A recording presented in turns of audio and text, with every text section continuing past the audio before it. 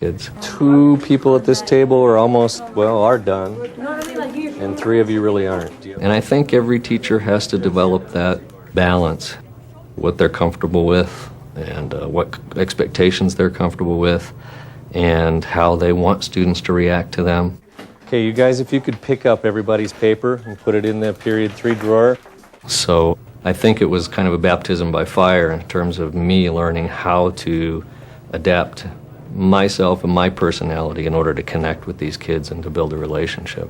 I think the relationship is the number one determinant or variable in the classroom for success. All right, guys, remember, from Tuesday, I want observations. What do you see? I want background knowledge. What do you already know about this situation? And then we want your explanation. 5 sentences. Science teacher Jeff Kazair builds relationships in his classroom by encouraging his students to take part in class discussions. Because remember, the cartoons are kind of supposed to be funny. Explanation time, okay? Yes? It could possibly be that, the monster's really hungry, so he had a scheme that he would open his mouth really wide and put water in it and attract a bird that wanted to take a bath and then shut his mouth quickly and eat him. Okay, guys, remember, background knowledge, observations, explanations. That's what good scientists do all the time. That's why we practice this every day. Because you come in here, you're a scientist, you're doing that. Keith, you have something to add? It looks like a cat, and the bird is petrified to go in there. Okay. What makes you think, Keith, that this looks like a cat? What about it? Now you're digging into that background knowledge again. Because of the feet, okay, the hands. Okay. Keith, do you know anything about the relationship between cats and birds in your background knowledge? Birds and cats sort of hate each other. Okay. Jeff Kazair uses humor to develop relationships with his students. To do your hypothesis. Oh, you're going to ask a question? That's fine. I thought you were ready to do a hypothesis. What's your question? Okay, are you going to tell us the mystery solution at the end? Absolutely not. Oh. That's not science. I'm not here to give you answers. Yes, you are. No, I'm not. Teacher. Your science teacher before may have given you answers. I don't give you answers. So you're not going to give it to us? I'm not going to give you answers. I don't give you answers. Oh, nice pouty eyes. Those don't work. All right, here we go. Humor is really important in a classroom. People like to laugh. You kind of let out a little bit of stress with laughter.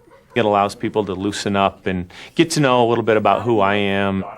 I try and tell kids that we need to have fun in here, but we need to have boundaries. Once you get to know the kids, they're going to get to know you, and then you're going to be able to get a whole lot more instruction done. Now, because, dig deep, Camille, dig into your background knowledge. Why do you think that water dipped in there will make it expand? And guys, while Camille's thinking, because we've got to give her time to think, it's really... Jeff engages students in the lesson. He shows respect for their learning by allowing appropriate wait time for their responses. Shows me that you're thinking. Okay? Because of the milk, I don't know how to say this. We'll just keep talking through it. The milk. When students struggle with an answer, they can feel vulnerable. But Jeff helps to build their self-confidence and trust in him by responding appropriately. Qualitative. Qualitative. Think about that word. Qualitative, quality. Have you ever heard that word? What's it mean? Camille. I think it means like a quantity or something. Maybe. Qualitative, not quantitative. You're jumping ahead. We're going to get to quantitative next. Right now we're going to work on qualitative. Qualitative. Hang on to that thought and we'll be back. Okay? All right, somebody else. Sarah, what do you think?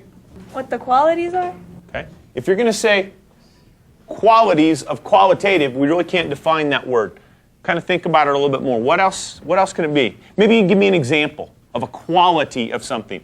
I do have discipline problems, but I feel that if kids are allowed to think on their own, makes them more engaged. And therefore, if I'm engaged, I'm not going to have time to act out because it's okay. People are honoring what I'm saying, what I'm thinking, and therefore I don't need to act out to get attention. What do good scientists do with their observations after they see or hear or touch or smell? Sarah says they're getting information. What's the last thing that we do?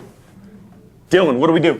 You put it into paper and an explanation. So teachers create an effective learning environment when they're confident in their position.